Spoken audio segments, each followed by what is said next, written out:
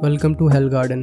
The demon hunter के episode 2 के part 1 में लास्ट में हमने देखा कि मेंग चुआन के फादर उसे एक biography of gods book read करने को देते हैं। अब पार्ट 2 स्टार्ट होता है जहाँ पे ये book god venerable Deng Feng की होती है, जो कि मेंग चुआन जैसी सोर्ड स्टाइल यूज करते हैं। मेंग चुआन के फादर कहते हैं कि शायद इस बुक से तुम्हारी कोई हेल्प हो सके, तो मेंग चुआन उस बुक को लेके अपने कमरे में चला जाता है और फिर हम उसके कमरे में एक गुफा का सीक्रेट रास्ता देखते हैं जहाँ पे मेंग चुआन एंटर करता है। अब वहाँ उस गुफा में हमें बहुत सारी किताबें देखने को मिलती हैं, जहाँ पे मेंग चुआन बताता है कि उसने अपनी सीक्रेट टेक्निक को रियलाइज करने के लिए सारे के सारे गॉड्स की बायोग्राफी को पढ़ा और उसे एक बात पता चली कि सारे के सारे गॉड्स ने 16 साल से पहले अपनी टेक्निक को रियलाइज कर लिया था। तो मेंग चुआन सोचता है कि शायद मैं भी इस रास्ते को फॉलो करूं तो मैं भी अपना सी ऑफ कॉन्शियस को और स्ट्रॉन्ग बना सकता हूं। और वो कहता है कि मैंने अपने सी ऑफ कॉन्शियसनेस में हजारों लड़ाइयाँ लड़ी, अब मैं सिर्फ एक स्टेप दूर हूँ सीक्रेट टेक्निक को रियलाइज करने में।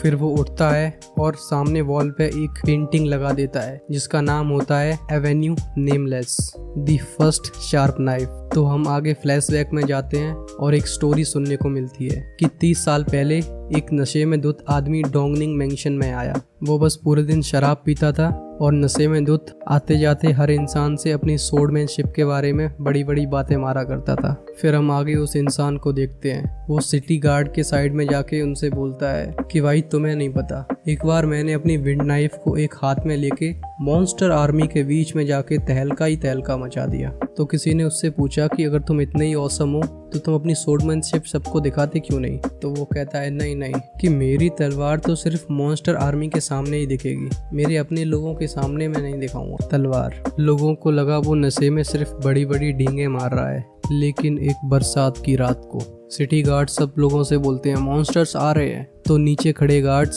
सिटी गेट को लगाने लगते हैं। फिर भी एक मॉन्स्टर उस सिटी गेट के बीच में फंस जाता है और इस बात से सिटी में कोहराम मच जाता है। सब लोग चारों तरफ भागने लगते हैं और तभी एंट्री होती है हमारे ड्रंकर स्वॉर्डमैन की। उसे मॉन्स्टर्स चारों तरफ से घेर लेते हैं। फिर वो अपनी तलवार को अनशीथ करता है और हमें नजर आती है उसकी तलवार जो पूरी तरीके से रस्टी थी और उसमें जगह जगह पर छोटे छोटे गैप्स थे। फिर लोगों को कुछ नहीं दिखा, सिर्फ हवा चलने की आवाज आई। लोगों ने सिर्फ उसे मॉन्स्टर के पीछे खड़े हुए देखा और मॉन्स्टर्स के चीथड़े उड़ गए और तब से उस लेजेंडरी इंसान का नाम रखा गया डोंगनिंग द फर्स्ट शार्प नाइफ। फिर सीन शिफ्ट होता है और हमें दिखाया जाता है एक बुढ़ा इंसान जो शराब पी के डकारे मार रहा है, लेकिन उनके टाइटल से हम उन्हें जानते हैं। वो थे मिरर कोर्ट लेक के डीन गेयू। डीन गेयू बोलते हैं, अरे जाओ जाओ जाओ, पूरा दिन मुझे परेशान करते हो, तुम अपनी सीक्रेट टेक्निक को रियलाइज नहीं कर पा रहे हो तो मैं क्या करूं? लेकिन हमारा मेंग चुआन मानने कहाँ वाला है। वो 4 नए वाइन के जार लेके पहुंच जाता है और बोलता है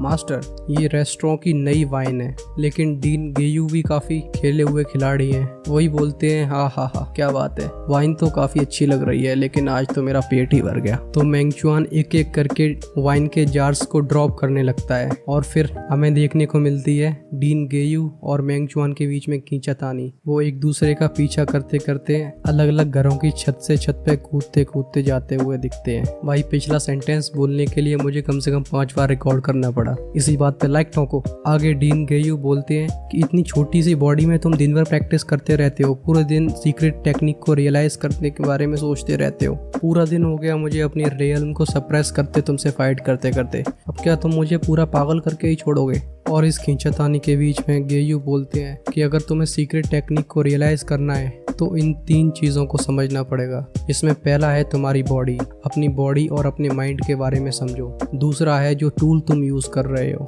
ये तुम्हारे हाथ में हवा की तरह चलना चाहिए। तीसरा और सबसे मिस्टीरियस है वो है तुम्हारा हार्ट। तुम्हारा हार्ट ब्रिज है तुम्हारी बॉडी और तुम्हारे वेपन के बीच में कनेक्शन एस्टेब्लिश करने के लिए। लेकिन अगर किसी का हार्ट ही कंफ्यूज्ड है तो वो कैसे सीक्रेट टेक्निक को रियलाइज करेगा? और हम आगे गेयू की सीक्रेट टेक्निक को देखते हैं। बस यही रीज़न है कि ये मेरा फेवरेट है इस सीज़न का। जब फाइट हो रही होती है तो डीन गेयू अपने मन में सोचते हैं कि ये लड़का तो बहुत चालाक है, सो वैसे मुझे बहुत सीरियसली ऑब्जर्व कर रहा है और अपने पीयर्स से इसकी स्वॉर्ड स्किल्स ऑलरेडी आउटस्टैंडिंग है। बस ये एक स्टेप दूर है सीक्रेट टेक्निक को रियलाइज करने से। तो मेंग चुआन को और ज़्यादा इनकरेज करने के लिए डीन गेयू बोलते हैं कि अपने दिल से पूछो क्या तुम्हें सबसे ज़्यादा चाहिए? तो मेंग चुआन कहता है मैं एक गॉड बनना चाहता हूँ। डीन गेयू कहते हैं गलत। तो मेंग चुआन कहता है कि मैं इस दुनिया में सारे के सारे मॉन्स्टर्स को मारना चाहता हूँ। गेयू कहते हैं ये भी गलत। आगे मेंग चुआन कहता है मैं अपनी माँ को अवेंज करना चाहता हूँ। गेयू फिर से बोलते हैं फिर से गलत, और उनके बीच की घमासान फाइट चलती रहती है। और जब डीन गेयू अपनी सीक्रेट टेक्निक को यूज़ करने वाले होते हैं तभी मेंग चुआन बोलता है I'd rather die than me।